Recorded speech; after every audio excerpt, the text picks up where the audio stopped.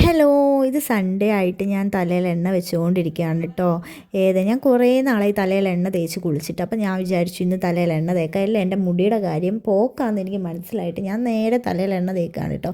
എണ്ണ തേച്ച് നന്നായിട്ട് തല മസാജ് ചെയ്ത് കൊടുക്കുന്നുണ്ട്. ഡെയിലി നമ്മളിങ്ങനെ തലയിൽ എണ്ണയൊക്കെ വെച്ച് തേച്ച് കുളിക്കുകയാണെങ്കിൽ മുടി നന്നായിട്ട് വളരും. സോ ഞാൻ കുറേ നാളായി ഇപ്പോൾ എണ്ണ തേച്ചിട്ട് ഞാൻ ഷാമ്പൂവിൽ തന്നെയായിരുന്നു എൻ്റെ ജീവിതം. അപ്പോൾ ഞാൻ ഇന്ന് തല നോക്കുമ്പോൾ തല ഫുള്ള് ഡാൻഡ്രഫ്. അതുകൊണ്ട് നന്നായിട്ട് മസാജ് ചെയ്ത് എണ്ണ തേക്കുകയാണ്.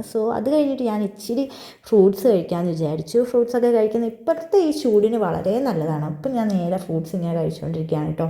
മുന്തിരിങ്ങ, ബത്തക്ക, പിന്നെന്താ ഓറഞ്ച്, അതെന്താ സാധനം എന്തായിരുന്നു, അയ്യോ എൻ്റെ പേരെന്തായിരുന്നു, ഈന്തപ്പഴം, അതെല്ലാം കൂടെ കൂട്ടി ഞാൻ ഇങ്ങനെ കഴിച്ചുകൊണ്ടിരിക്കുകയാണ് കേട്ടോ. ബത്തക്കയ്ക്ക് നല്ല മധുരം ഉണ്ടായിരുന്നു, എനിക്ക് നല്ല ഇഷ്ടപ്പെട്ടു.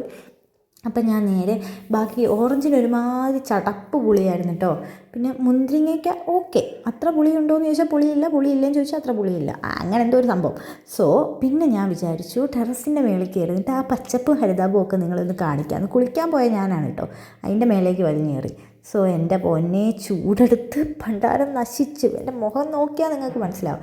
ചൂടെടുത്തിട്ട് എൻ്റെ കിളി പോയി നിൽക്കുകയാണ്. എന്നിട്ട് ഞാൻ താഴോട്ട് നോക്കുന്നുണ്ട്. എന്നിട്ട് ഞാൻ നേരെ കുളിക്കാൻ പോയി. ഇനി കുളി കഴിഞ്ഞിട്ടുള്ളത് കാണിച്ചു തരാം കേട്ടോ. എന്നിട്ട് നേരെ ഞാൻ ഇങ്ങനെ വാഷ്റൂമിലേക്കാണ് നടക്കുന്നത്. വാഷ്റൂമിൽ പിന്നെ വീഡിയോ എടുക്കാൻ പറ്റാത്തതുകൊണ്ടിട്ട് എന്നിട്ട് ഞാൻ നേരെ കുളിയെല്ലാം കഴിഞ്ഞിട്ട് മുടി ഇങ്ങനെ തോർത്തുകയാണ് കേട്ടോ. മുടി ഇങ്ങനെ തോർത്ത് കഴിഞ്ഞ് ഞാൻ നേരെ ഡ്രയർ ഇട്ട് മുടി ഉണക്കിയിട്ടുണ്ടായിരുന്നു. അല്ലെങ്കിൽ പിന്നെ എൻ്റെ മുടി എനിക്ക് പേടിയാണ്, മുടിയുടെ കാര്യം ഓർത്തിട്ടല്ല. എനിക്ക് നീരിറങ്ങുമെന്ന് പേടിയാണ്, ഒന്നാമത് എണ്ണ തേച്ചല്ലേ. അപ്പം ഞാൻ നേരെ ഡ്രയർ ഇട്ട് മുടിയൊക്കെ ഉണക്കിയിട്ട് കണ്ണെഴുതാൻ നോക്കിയതാണ് ഗായ്സ്. പാളിപ്പോയി, സ്വാഭാവികം. എനിക്ക് ക്യാമറയിൽ നോക്കി കണ്ണെഴുതാൻ പറ്റത്തില്ല. അപ്പം ഞാൻ അല്ലാതെ പോയിട്ട് കണ്ണൊക്കെ എഴുതിയിട്ട് ഇങ്ങനെ നിൽക്കുകയാണ്.